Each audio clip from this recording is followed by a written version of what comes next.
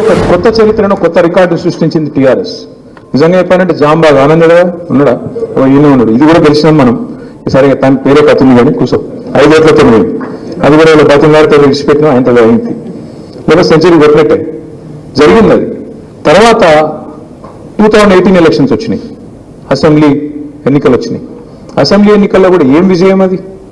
మనకు హైదరాబాద్లో స్వీప్ చేసినాం, మళ్ళా 18లో, మళ్ళీ 20లో మళ్ళీ జిహెచ్ఎంసీ వచ్చింది, మళ్ళీ గెలిచినాం, సొంతంగానే గెలిచినాం. ఎవరి అవసరం లేకుండానే, ఎవరి మద్దతు లేకుండానే మళ్ళా గెలిచినాం. ఏ పార్టీకి రికార్డు లేదు.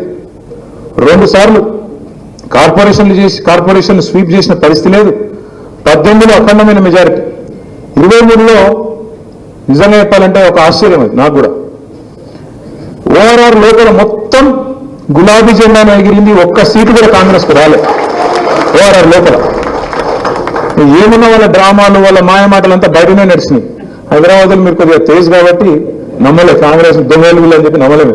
అదే బయట మోసం జరిగింది. పాపం రైతులు, మరి పెన్షనర్లు, పిల్లలు మోసపోయింది. అరిచేతుల స్వర్గం చూపెట్టి అట్లా చేస్తాం ఇట్లా చేస్తాం అని చెప్పి కథలు చెప్తే పాపం నిజంగా వాళ్ళ తప్పు కాదు, మనమే చెప్పుకుని ఫెయిల్ అయింది. హైదరాబాద్లో ఫెయిల్ కాలే, మనం సూపర్ హిట్ అయినాం. హైదరాబాద్లో కాంగ్రెస్ ఒక్క సీటు రాలే, అడ్డిమారు గుడ్డి దెబ్బల గోశానాలు బీజేపీకి వచ్చింది అని అమ్మతో పెట్టిన అడ్డిమారు గుడ్డి దెబ్బనే. అలా మనం క్యాండిడేట్ పెట్టిన ఒక ఆయన దొంగలిండు, ఆఖరికి పారిపోయింది.